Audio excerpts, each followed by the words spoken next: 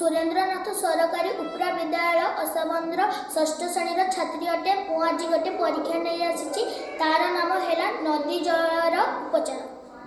जल बिना सृष्टिर परिकल्पना संभव नुहे। समस्त प्राणी और उद्भिद जगत जल बिना बंची रहिबा असंभव। जल हेउछि सभ्यतार विकास निमित्त सर्वाधिक प्राकृतिक संपद। आम शरीर बुद्धि और विकास निमंते जल मुख्य भूमिका ग्रहण करिथाय। आमर दैनिक जीवन रे आमे प्राय सबु समय जल आवश्यकता अनुभव करिथाउ।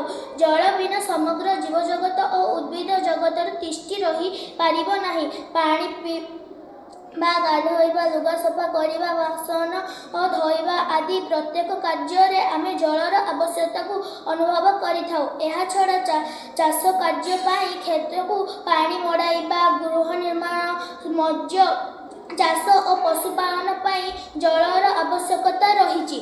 विद्युत शक्ति उत्पादन रे मध्य जलर व्यवहार होइथाय। एथिरु आमे बुझिले जे आमर सकल शौर्य त्याग ठारू आरंभ करी राति रे शोइबाकू जीवा पर्यंत सबु क्षेत्र रे जलर भूमिका बहुत अधिक। किंतु आजिकाली मनुष्यक अन्यान्य कार्यकलाप रे जल दूषित होई पड़िछि। एहाकू जल प्रदूषण कुहा जाय।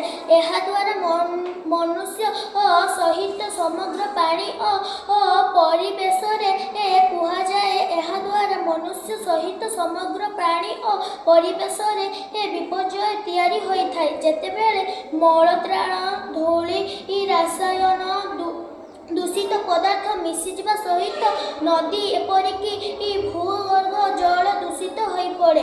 शिल्प तथा कारखाना गुड़िक अनेक प्रकार विपज्जनक रासायनिक पदार्थ को नदी एवं जलय पहुँचाई जल को अशुद्ध करिछि। जल प्रदूषण फल जीवजगत विपर्य सृष्टि होइछि। एही प्रदूषण कारण महामारी रोग व्यापी थाए जेपरिक फिलारिया क्षय और जलजन्य रोग। एही फल लोकमानकर जीवन असुविधार पड़ी थाए। एही समस्या को समाधान करबा पई आमे किछि पदक्षेप नेबाकू पड़िबो।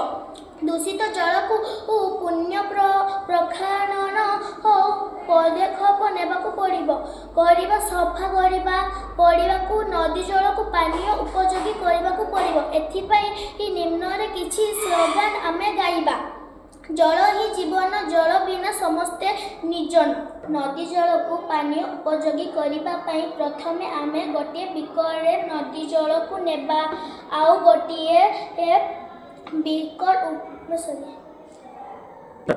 बिकर उपरे फनेल टीए रखिबा। फनेल रे 4टी स्तर बनैबा। तल स्तर रे आमे कटन रखिबा। ता ऊपर सरू बाली, ता ऊपर छोट छोट गड़ी और शेष रे ऊपर पत्थर खंडटी रखी स्तर बनैबा। तत् नदी जलटी को एही स्तर उपरे ढालिबा। फल भासुथिबा काठी कुटा सबु पत्थर स्तर रे रही जीवो। सेही पानी बालीटी को स्तर मध्य देई जीवो। शेष रे बिकरे सफा पानी संगृहित हेबो। उक्त पानीटी को फुटाई क्लोरीन बटिका पकाई पानीय उपयोगी करिबा।